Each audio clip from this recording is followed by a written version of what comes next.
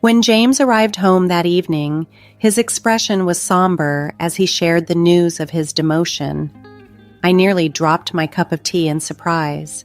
We had sensed that his company's recent downturn and upcoming restructuring might lead to changes, but I hadn't imagined it would affect us so personally.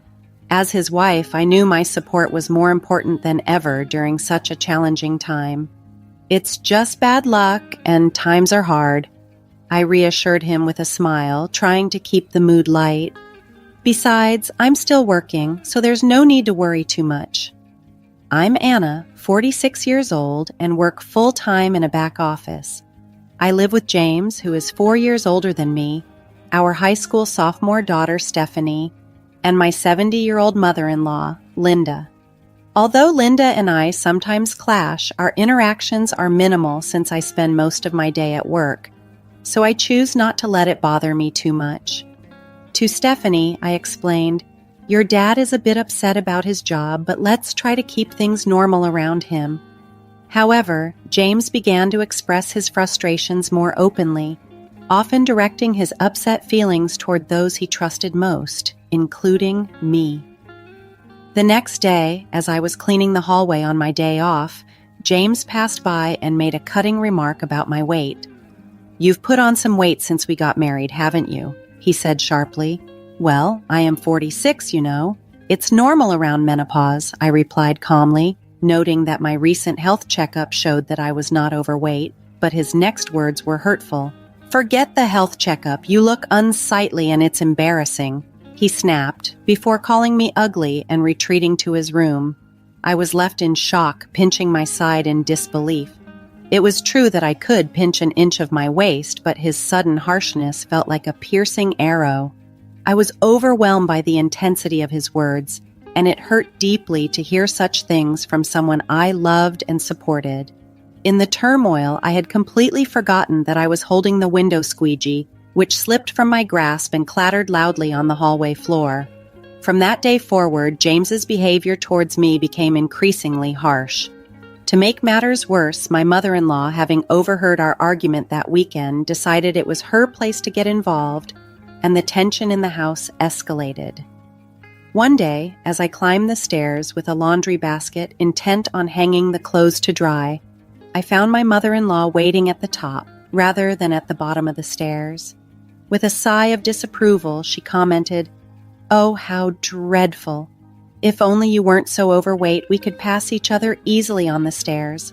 I wouldn't have to wait here blocked by your size." During dinner, as I served chicken tenders, she pointedly remarked, "Isn't this the type of food that's contributing to your weight gain?" And without waiting for my response, she took my plate away, insisting that only the non-overweight family members should eat. According to my gynecologist, it's normal to gain or lose weight after middle age, yet my mother-in-law, who was as slender as a dried-up tree, seemed to ignore these natural changes and continued her relentless taunts. Despite the discomfort, I had grown somewhat used to these annoyances. However, what truly pained me was the shift in my husband's behavior. Since the incident, James stopped talking to me altogether. He expressed no gratitude and offered no compliments, not even during the meals I prepared. He would eat in silence and leave the table without a word.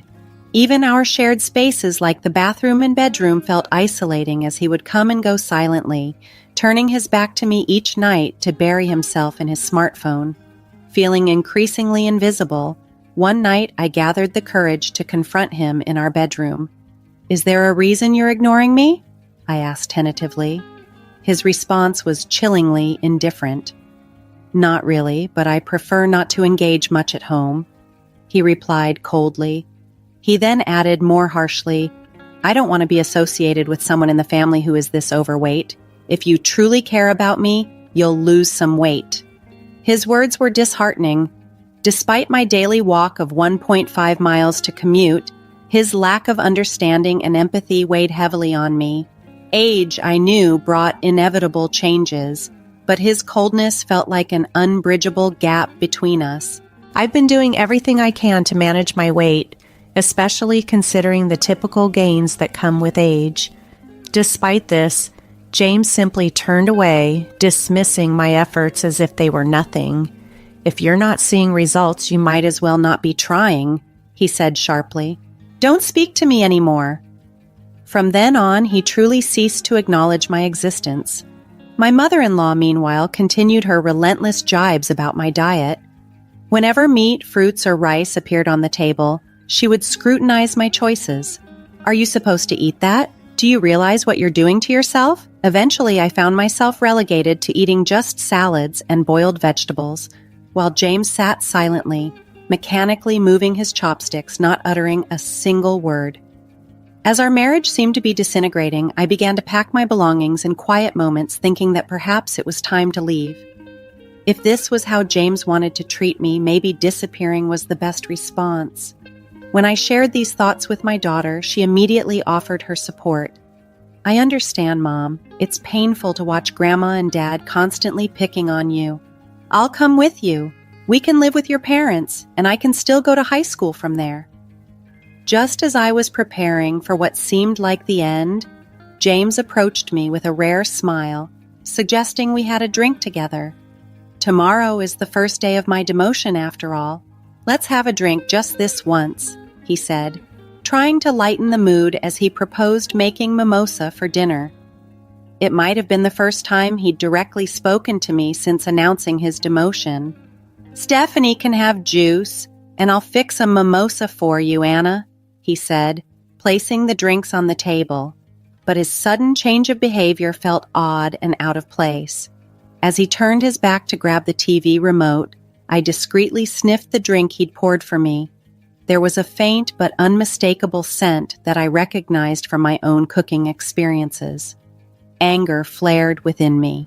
How could he think to serve me this? I had reached my breaking point. Between my mother-in-law's constant harassment and James's prolonged neglect, I could no longer tolerate the situation.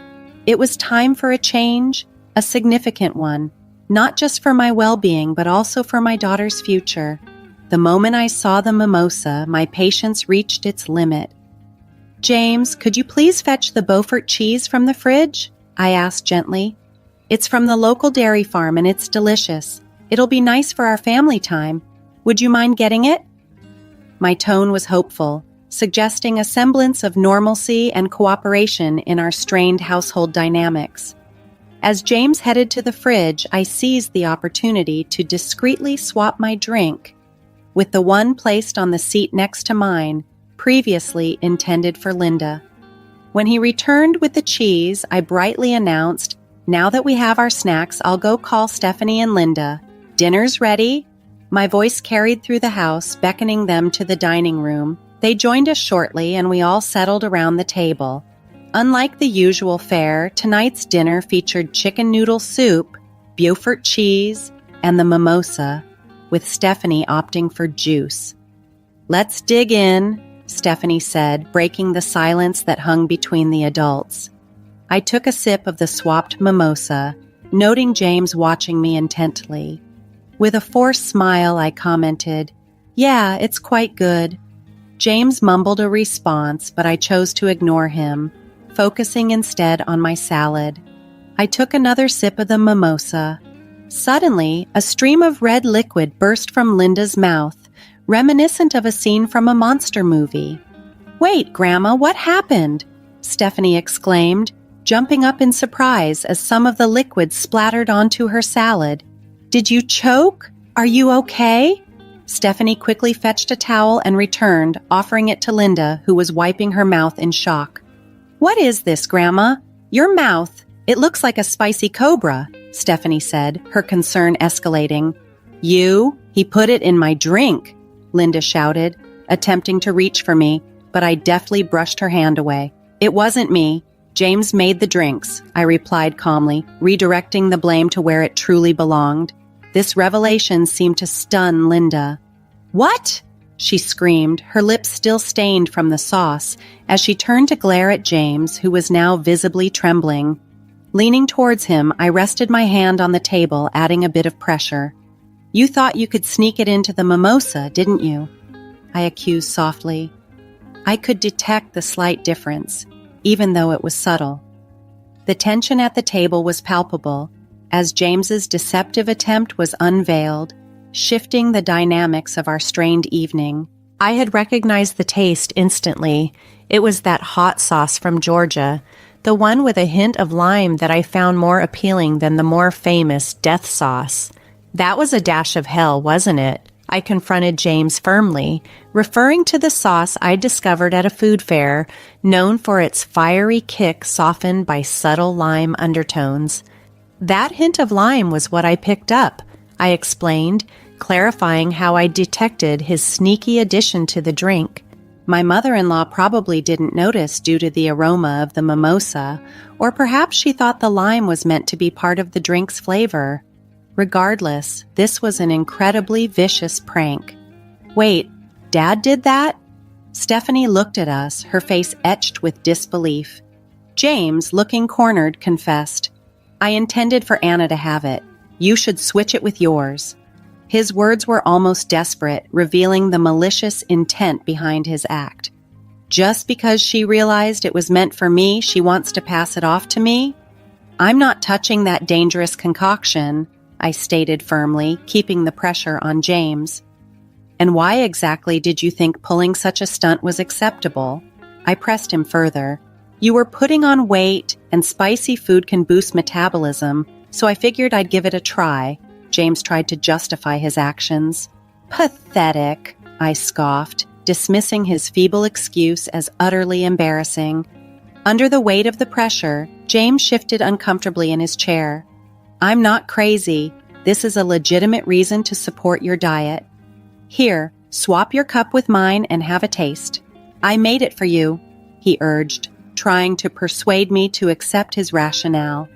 Retreating slightly as he saw my unwavering stance, he added, What are you implying? As the one who prepared it, you should be the one to sample it. Come on. Rising from my seat, I grabbed the cup containing the fiery concoction meant for my mother-in-law and placed it firmly in front of my husband. After ignoring me and treating me as if I've been invisible for so long, did you honestly expect me to drink something you claimed to make with a smile out of the blue? Did that not occur to you, in your empty head? Isn't it all too childish? Come on, taste it. As the one who brewed it, take some responsibility. The tension in the room thickened as I closed the gap, demanding accountability for the first time in a long while. I slammed my hand down on the table, the sound echoing through the room. In response, James, likely trying to avoid the escalating confrontation, rose from his chair and stepped back. Amidst the ensuing tense silence, a soft yet firm voice emerged. It was our daughter, Stephanie, her words sounding strained as though it took her immense effort to voice them. Taking out your frustration on Mom, who supports you the most when work gets tough, and subjecting her to repeated cruel treatment, it's like a childish prank. I might not be supposed to say this to my parents, but it's too immature and unbearable to witness, she said. Stephanie stood up, addressing her father directly. Is it wrong to struggle with weight? Mom wakes up early, walks to work, and even packs her lunch. It's not fair to say she's not making an effort. She then turned to face her grandmother. And you, going along with it, taking away Mom's dinner like the chicken tenders incident? What Grandma is doing is reminiscent of high school drama. It's embarrassing, she remarked firmly. Flustered, Linda began to offer a confused excuse. That's not it. I'm just concerned about Stephanie's mom not gaining any more weight. I want her to feel positive about herself in front of her granddaughter. Besides, Stephanie, like you, is also struggling with weight. But Stephanie remained resolute. Compassion is about understanding and supporting the other person. It pains me to see Mom's dinner taken away, especially when she looks so upset. That's not compassion. Mom hasn't had any health issues in her checkups, yet taking away her food is just plain mean. Linda fell silent, seemingly taken aback by Stephanie's words. Stephanie then turned her attention back to her father. Mom goes to the gynecologist regularly and stays active. Yet, Dad, you just brush her aside because she's gained a bit of weight. What's up with that? Your indifference creates such tension in the house. Can't you see it?" She continued, her voice growing more passionate. "Even Raymond and Aunt Kayla from the cookie ads are on the plump side. Ever heard of happy weight? If Mom becomes a lovely grandmother like Aunt Kayla as she gets older, I'd be overjoyed. When I have kids and she's a grandma, wouldn't it be wonderful to say, 'Mom, you've reached some happy weight'?" Stephanie's words, filled with frustration yet brimming with love, highlighted the absurdity of the situation and the need for empathy and understanding within the family. "And share a laugh. That's my dream. Please don't ruin it for me," Stephanie stated matter-of-factly, her gaze unwavering. Despite the straightforwardness of her delivery, her words enveloped my heart with warmth. Reminiscent of sipping hot milk with cookies on a cold day, it was a sorrowful sight, a father being admonished by his daughter. Stephanie continued, turning her focus directly on her father. "And one more thing, if you're going to disregard someone because of weight gain from aging, remember, with your receding hairline, you could easily be overlooked yourself." The tension in the room became almost tangible, her sharp words leaving a chilling effect, making the living room feel as cold as ice. After laying out her thoughts, she turned to me. "That's enough, Mom. It's time to let it go. It'll be better for you." Her unexpected counsel caught me off guard. Let it go? Yes, perhaps I should. As I mentioned earlier, my dream is to watch you holding my child, talking about happy weight, and sharing a laugh. For my sake, I want you to be happy because that's part of my dream. So please let it go, be happy, and fulfill my dream. Her plea filled my heart with such warmth and joy that the previous concerns, being ignored by my husband, the fat shaming from my mother-in-law, or the drink incident, suddenly seemed trivial. Warm tears streamed down my cheeks. "Yes, you're right," I agreed, my vision blurred with tears. "Come on, Mom," she added, patting my back gently, urging me forward. "Oh, okay," I mumbled as I retrieved a document I had been concealing for some time. "What?" my husband exclaimed, startled. After enduring a month of being ignored, I had reached a decision. "I have my bags packed. Let's go our separate ways," I declared, presenting the divorce papers with only my name written on them. "I just wanted you to lose some weight. If you had slimmed down as I asked, I would have been satisfied," my husband confessed, a note of panic creeping into his voice. It was only when Stephanie pointed it out that I realized he was venting. "But since you didn't shed any pounds, I thought I'd torment you further.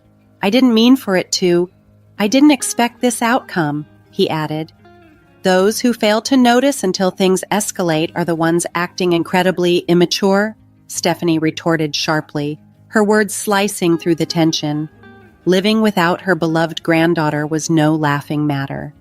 "Stephanie, dear, you wouldn't want to keep living with us," Linda interjected softly, her voice as gentle as stroking a cat, hinting at the deep emotions stirring beneath the surface. Stephanie responded decisively to Linda's plea, her voice firm. "I decline. I no longer wish to share the same space with people who act like they're in middle school."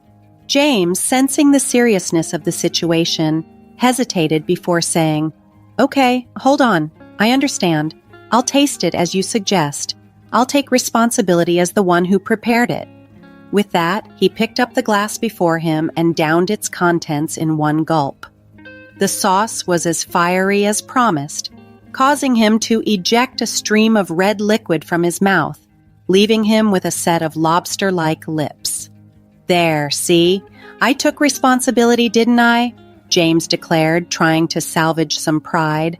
Stephanie, quick to capture the moment, snapped a picture of both James and Linda with their reddened lips and remarked, "You both look so ridiculous." Then she turned to me, "Mom, let's go," before swiftly exiting the living room. "I'll follow her lead," I agreed, leaving behind a dinner table splattered with the wine cocktail mixed with the fiery sauce, along with a husband and mother-in-law, both sporting lobster-like lips. We returned to my parents' house, where I explained everything. Both my mother and father were incensed and decided to confront James and Linda. They brought back the divorce papers, and I ultimately went through with the divorce. In the following years, my ex-husband James's career hit rock bottom with no notable achievements, a pattern of behavior, ignoring issues, that I discovered was not just at home, but also at his work, contributing to his earlier demotion. My ex-mother-in-law, Linda, who had always been challenging and rarely left the house, found herself stuck in a stalemate, living only with James. Eventually, I received a call from her, tinged with regret. "Things wouldn't be so dull if you and Stephanie were here," she said, reflecting on the 15 years since Stephanie's birth and the time we all lived together. "Please come back. I'll stop ignoring you." However, I had no intention of returning. "Enjoy indulging while you can. Once you have grandchildren, you'll have more physical work to do," my mother joked with a smile, highlighting how life had moved on. Today, like every day, I'm walking to work, enjoying the brisk morning air. Along the way, my boss drives by and stops his car, offering me a ride. "No, thank you," I decline, sticking to my routine, which has become part of my new lifestyle. "Just get in, Anna," he insists, but today is different. I found a new boyfriend, someone who respects and supports me, unlike my past. I proudly share that both of us have gone through divorces, which surprisingly has deepened our connection and mutual understanding. Dieting is wonderful, but he also has a knack for punctuality. As he drives, he mentions, "Being late could be a problem." "I've never been late before," I respond, puffing up my cheeks defensively. He looks over at me and with a playful gesture gently pokes my inflated cheek. "How about you give me the time you save by riding in the car today for a little extra conversation?" he suggests with a teasing smile, always the conversationalist in our relationship.